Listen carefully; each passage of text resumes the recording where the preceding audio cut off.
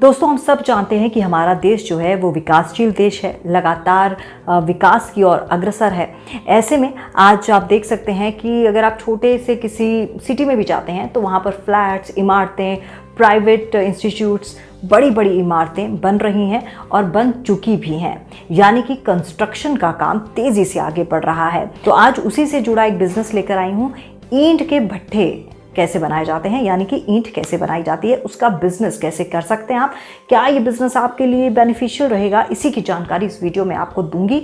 लेकिन उसके लिए आप इस वीडियो को अंत तक देखिएगा, सब्सक्राइब कीजिएगा हमारा चैनल, वीडियो पसंद आए तो लाइक कीजिएगा और अपने कमेंट्स भी दीजिएगा कि आपको ये वीडियो कैसा लगा और किस तरह के वीडियोस आप आगे देखना चाहते हैं। तो चलिए बिना देर के आपको बताते हैं कि कैसे आप शुरू कर सकते हैं। ईंटों के बिना किसी तरह के निर्माण कार्य की कल्पना नहीं की जा सकती। पारंपरिक मिट्टी से बनी ईंटों की जगह सीमेंट की ईंट, राख की ईंट का इस्तेमाल हो रहा है, लेकिन मिट्टी से बनी ईंटों का वास्तविक विकल्प अभी तक कोई नहीं है। इसके कई कारण हैं। इनमें से पहला कारण यह है कि मिट्टी से बनी ईंट सीमेंट या राख से बनी ईंट से सस्ती, टिकाऊ तथा मजबूत होती है। दूसरा कारण यह है कि एक इमारत में भारी संख्या में ईंट का प्रयोग होता है। अन्य सीमेंट और राख की ईंटों के महंगे होने के कारण निर्माण की लागत बहुत बढ़ सकती है।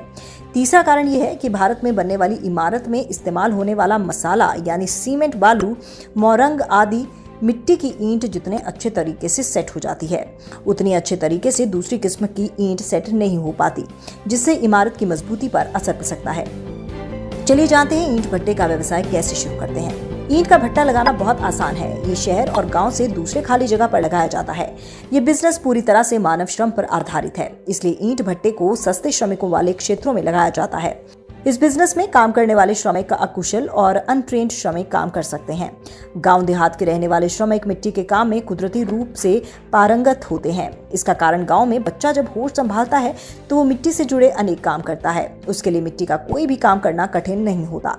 इसी तरह गांव की महिलाएं जो पशुपालन के कारण गोबर उठाने और उनके उपले पाथने में पारंगत होती हैं, उनको ईंट बनाने के काम में किसी तरह की ट्रेनिंग लेने की जरूरत नहीं होती। बिहार, झारखंड, छत्तीसगढ़, उड़ीसा आदि ऐसे राज्य हैं जहां के श्रमिक इस काम में कुशल होते हैं और बहुतायत में मिल भी जाते हैं। बड़ी पूंजी वाला बड़ा व्यवसाय। ईंट भट्टे का बिजनेस एक बहुत बड़ा बिजनेस है। जितना बड़ा बिजनेस उतना ही अधिक मुनाफा। यह बिजनेस अधिकांशतः बड़ा किसान आसानी से कर सकता है या फिर बड़ा बिजनेसमैन कर सकता है। जिसके पास गैर उपजाऊ जमीन लंबी चौड़ी होती है, उसके पास मानव श्रमिकों से काम कराने का अच्छा खासा अनुभव होता है। इस काम को शुरू करने के लिए कम से कम 1.5 एकड़ की जमीन की जरूरत है। ये जमीन शहर गाँव की बस्ती से दूर होनी चाहिए ताकि इससे होने वाला प्रदूषण का असर आसपास रहने वालों पर ना पड़े। सरकार की ओर से प्रदूषण को लेकर ईंट भट्टों वालों पर समय समय पर सख्ती भी की जाती है। सरकार की ओर से ईंट भट्टे के लिए अनेक नियम और मानक बनाए गए हैं और उनको पूरा करने के बाद ही भट्टे के निर्माण की अनुमति मिल पाती है। इसके बाद ही ईंट निर्माता अपना काम शुरू कर सकता है। प्राइम लोकेशन की जरूरत नहीं। ईंट भट्टे के लिए एक अच्छी बात यह है कि इसके लिए किसी तरह की प्राइम लोकेशन वाली महंगी दुकान की जरूरत नहीं है। इसके लिए शहर के बिल्डिंग कंस्ट्रक्शन मार्केट के दुकानदार, बिल्डर, ठेकेदार, आर्किटेक्ट आदि ईंट भट्टे के मालिकों के कमीशन एजेंट के रूप में काम करते हैं। ये अपने अपने कस्टमर की डिमांड पर ईंट की सप्लाई के ऑर्डर भट्टा मालिकों या उनके मैनेजमेंट के पास भेजते रहते हैं, जहां से उन्हें सप्लाई की जाती है। कभी कभी तो ईंट की सप्लाई डिमांड से कम हो जाती है। उस समय ईंट के दाम बढ़ जाते हैं। जैसे बरसात में ईंट के ना बनने के कारण इसकी कीमतें बढ़ जाती हैं। इसकी मार्केटिंग की आवश्यकता ही नहीं पड़ती। सरकारी कानूनी प्रक्रिया अपनानी है जरूरी। ईंट भट्टे के लिए आपको सरकारी कानूनी प्रक्रिया अपनानी जरूरी है और उसके लिए पैसे भी खर्च करने होते हैं। हालांकि किसी भी उद्योग को शुरू करने के लिए आपको कई लाइसेंस लेने होते हैं। क्योंकि ये प्राकृतिक संपदा और मानव श्रम पर आधारित व्यवसाय है, इसके लिए आपको केंद्र और राज्य सरकार दोनों से ही अलग अलग तरह की परमिशन लेनी पड़ती है। इसके लिए आपको थोड़ी भाग दौड़ भी करनी पड़ती है, लेकिन पहले जैसी भाग दौड़ या परेशानी अब नहीं करनी पड़ती है।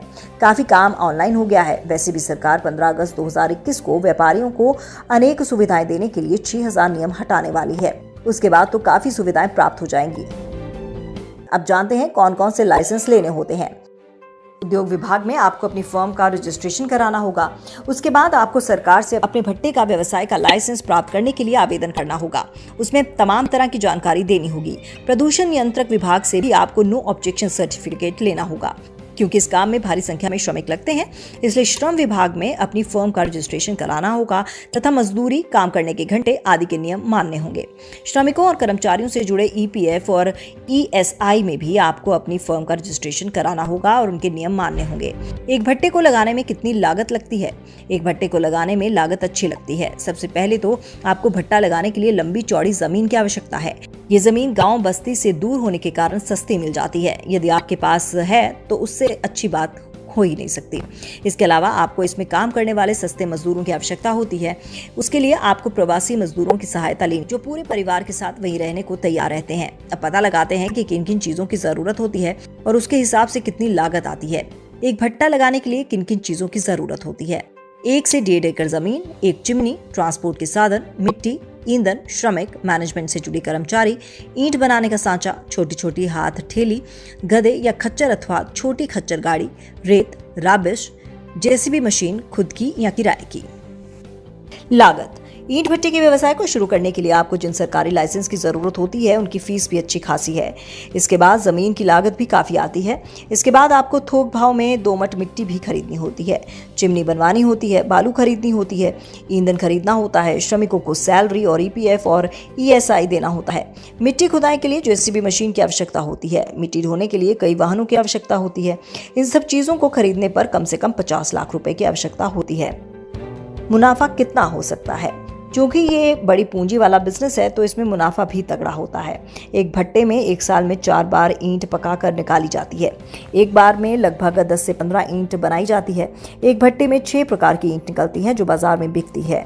इन ईंटों को इन नामों से जाना जाता है: अवम, दोयम, लाल पेटी, पीली पेटी, तलसा, खंजर, जो अपनी क्वालिटी के अनुसार अलग अलग रेटों पर बेची जाती है। इसमें सबसे महंगी ईंट अव्वल है और सबसे सस्ती खंजर। यदि प्रत्येक ईंट पर 1 रुपए का भी मुनाफा मिलता है तो व्यापारी को साल में 60 लाख रुपए का मुनाफा मिल सकता है। इसका एकदम सही हिसाब किताब इसलिए नहीं लगाया जा सकता क्योंकि देश में अनेक राज्य में अलग अलग नियम कानून हैं और सभी राज्यों में अलग अलग तरह का हिसाब किताब। फिर भी एक छोटे मोटे अनुमान के अनुसार इस मुनाफे को प्रतिशत में देखें, ये लगभग 25 से 30% पड़ता है। तो देखा आपने, थोड़ी सी मेहनत ज़्यादा है, थोड़ा सा पेशेंस ज़्यादा है, लेकिन आपका ये बिज़नेस तेज़ी से आगे बढ़ सकता है। क्योंकि आगे आगे आप देखिए, आगे आगे ये रियल एस्टेट का काम, बिल्डिंग्स का, प्रॉपर्टीज़ का ये काम बहुत ज़्यादा बढ़ने वाला है। तो ऐसे में अगर आप आज इसकी शुरुआत करते हैं पूरी सुरक्षा के साथ, पूरी सेफ्टी के साथ, ये बिज़नेस आपके लिए बहुत अच्छा साबित हो सकता है। फिलहाल मुझे दीजिए इजाज़त। नमस्कार।